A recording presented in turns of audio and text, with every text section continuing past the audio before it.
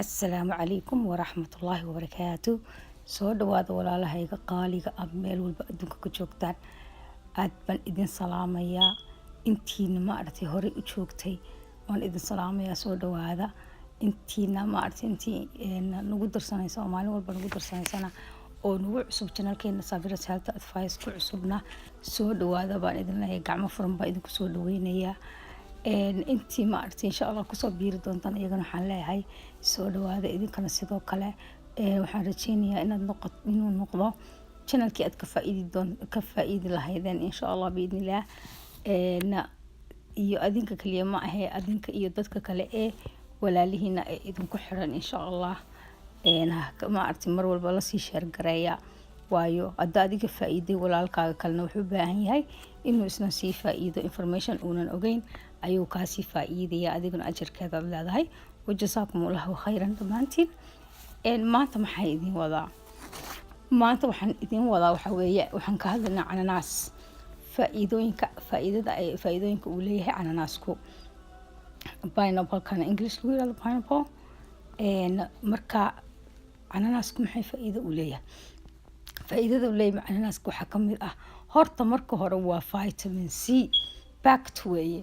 vitamin C kii ahaa ee ilaahay ma aragtay yani subxaanallah vitamin kii ahaa wuxuu ku dhamaaday ma aragtay vitamin C kii ahaa wuxuu ku dhamaaday pineapple. maasha Allah number 1 haddaad vitamin C raadinaysid iyo dhiigaagu kor inuu usoo kaco isagana oo anemia ay ku hayso oo dhiig la-aan ku hayso mar walbaba ma aragtay ogow ku dadaal isticmaal pineapple ama cananaas yuna kaa dhammaanin.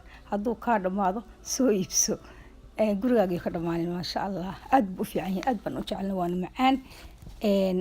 waa ma aragtay shay fruit aad u macaan weeye maasha Allah. haddaad qasatid haddaad cuntid kulli ma aragtay ilaahay baa u dhamaystiray maasha Allah tabaarakallah.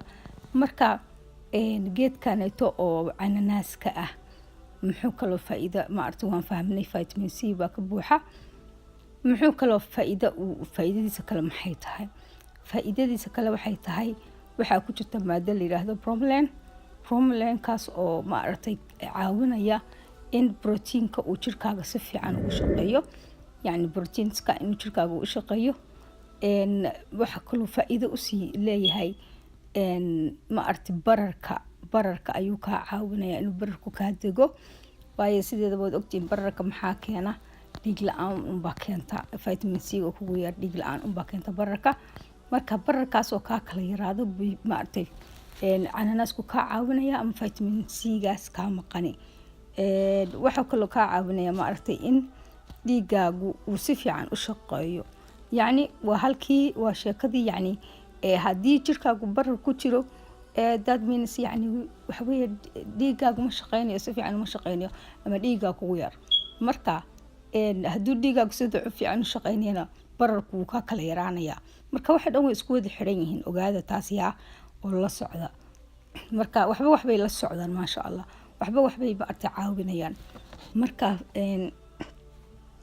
waxaan rabaa maadaama intaas aan ka hadlay waxaan rabaa oo kale inaan galo faa'iidada ay ma aragtay rheumatism-ka ama dadka lafa xanuunka qaba iyo ma aragtay haddii qofku uu ma aragtay rheumatism qabo ama lafa xanuun qabo wax faa'iido intee leg buu u leedahay inuu ma aragtay ay ma aragtay ka caawinaysaa qofka ma aragtay xanuunkan soo sheegay qabo ama lafa xanuunka ha ahaato ama rheumatoid arthritis ha noqoto ama osteoarthritis ha noqoto. yani vitamin maxaan ka wadaa cananaaska markaad cuntid maxaad dareemaysaa maxay kaa caawinaysaa? saan u ognahayba ma aragtay arthritis-ka waa autoimmune system weeye kaasoo ma aragtay difaacagii oo jirka oo hoos u yani iscunaya oo difaacagii markuu hoos u dhaco lafahaagii ayaa ma aragtay autoimmune systemkii baa ku dagaalaya lafahaagii buu dagaalayaa. markaad vitaminka aad ma aragtay laga helayo cananaaska aad iyo aad buu jirkaaga iyo lafahaaga u caawinayaa. marka qofka waxaan kula talin lahaa qofka rheumatism-ka qabo mar walbaba iskuda dadaal inaad cananaaska dietkaaga aad gelisid una ka maqnaanin. ma fahamtay? ama adoo cunaya ha noqoto waa isku midkii ama adoo shiidanaya ha noqoto. Markaad cananaaska soo iibsanaysaana insha allah waxaad samaysiin cananaaska isagoo geedkii ahaa oo yacni dhan oo aan kala jarjarnayn waa soo iibsan kartaa isagoo organic ah oo caagadaha ku jira.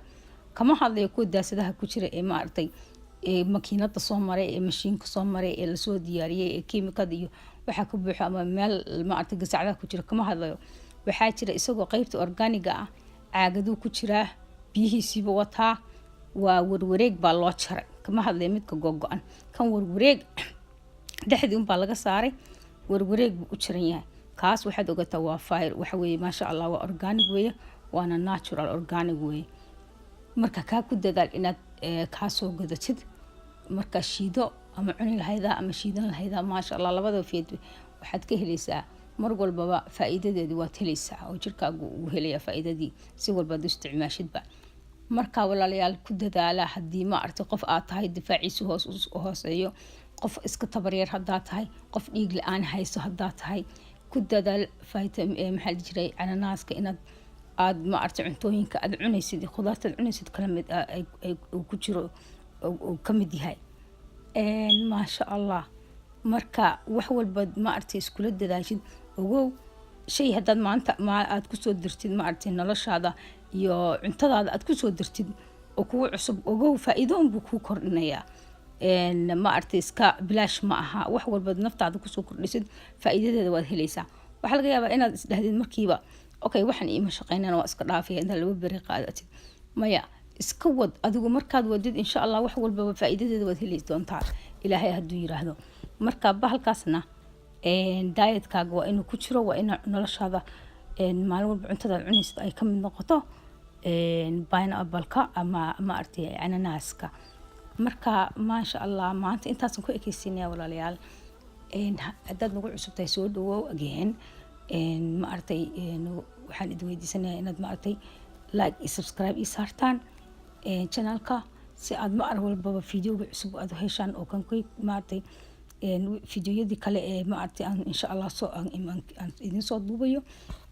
marka waadna ku mahadsantihiin la joogiina mar walbaba, aad baan idinka mahad celinayaa walaalahayga qaaliga ah ee familkayga ah maasha allah waayo dadka channelkayga ku xiran it's like my familygayga weeye camal, ma fahamtay. marka aad iyo aad baad u mahadsantihiin dhammaantiin. wassalaamu calaykum waraxmatullaahi wabarakaatuh.